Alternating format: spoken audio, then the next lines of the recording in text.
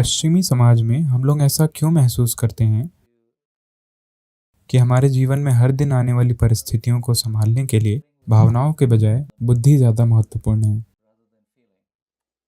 मुझे लगता है ये यूरोप की देन है। देकार्त की देन है।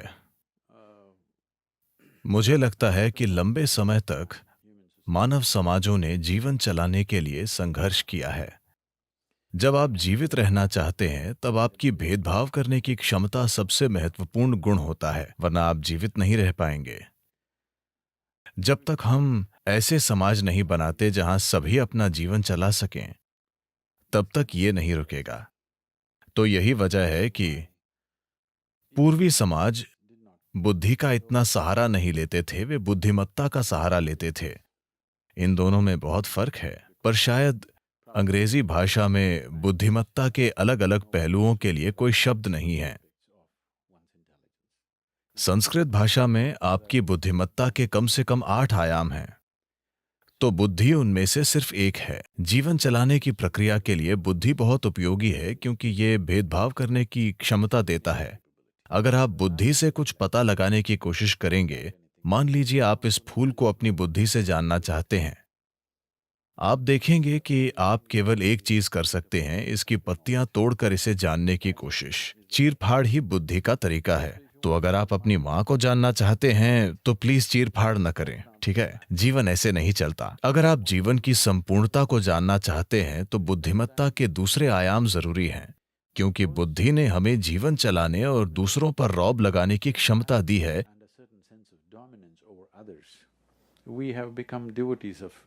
इसलिए हम बुद्धि के भक्त बन गए हैं।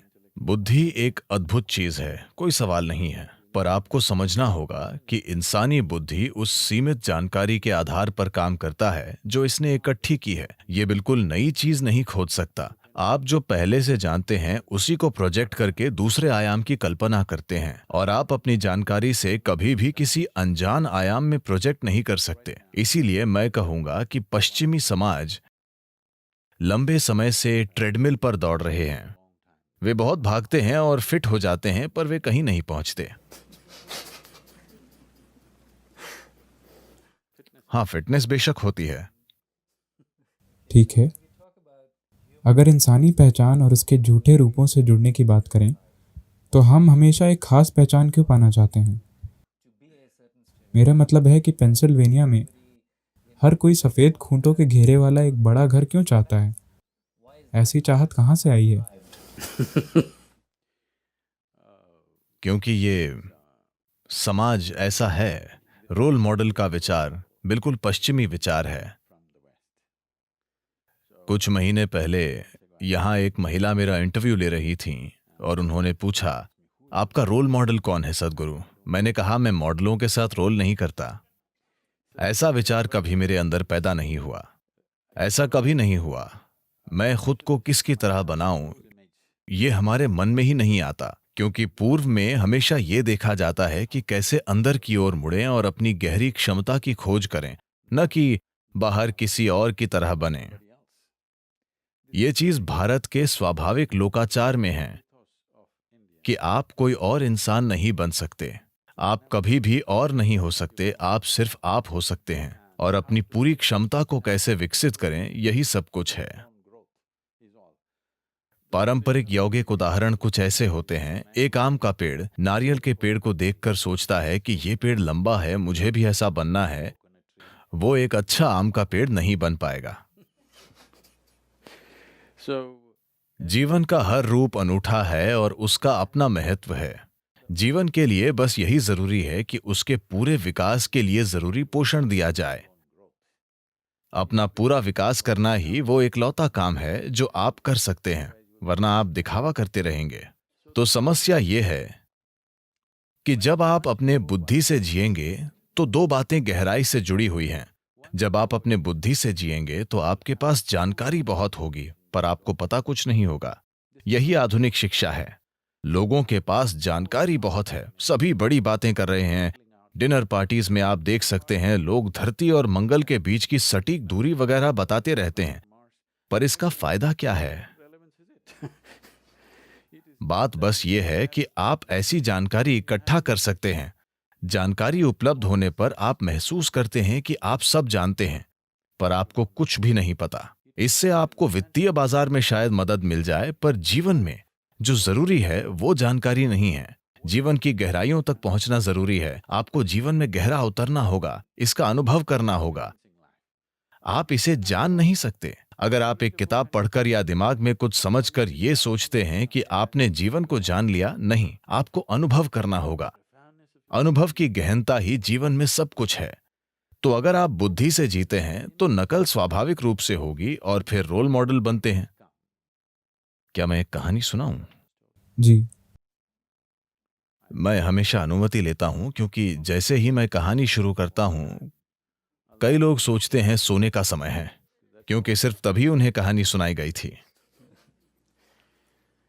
तो 20वीं सदी की शुरुआत में ऐसा हुआ। 1910 में एक आदमी था जिसका नाम था टोपी वाला।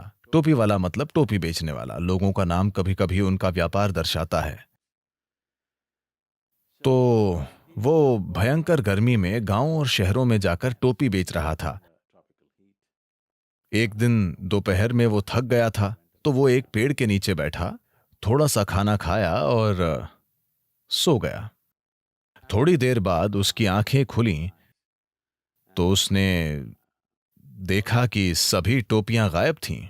उसने हर जगह देखा, कोई टोपी नहीं थी। जब हर संभव कोशिश करने से भी कुछ नहीं होता तो लोग प्रार्थना करते हैं। तो उसने प्रार्थना करने के लिए ऊपर देखा और उसे टोपियों वाले बंदरों का झुंड दिखा। तो वो उन पर चिल्लाया, वे भी उस पर चिल्लाए। उसने उन्हें गाली दी, उन्होंने भी अपनी भाषा में गाली दी।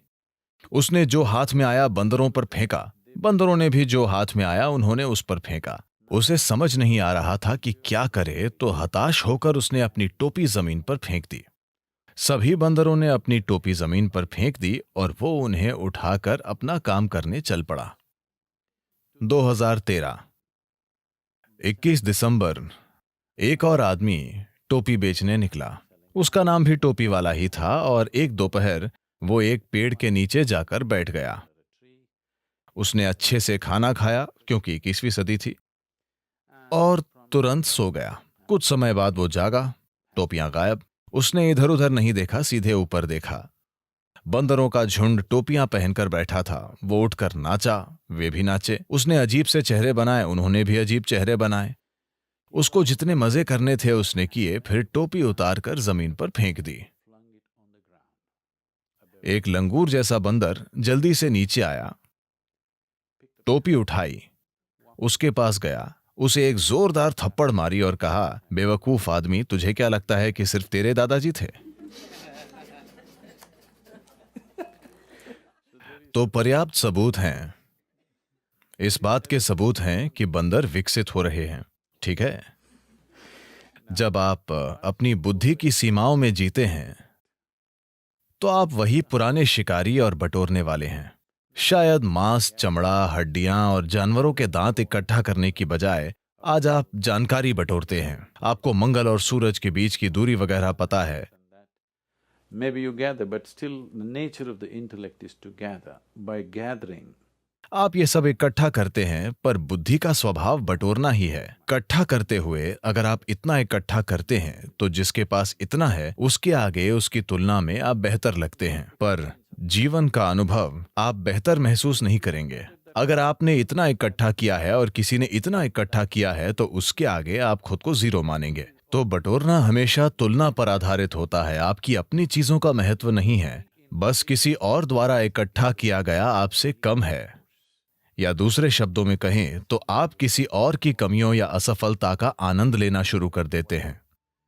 तो यही बुद्धि का स्वभाव है, क्योंकि ये इकट्ठा की गई चीजों पर जीवित है।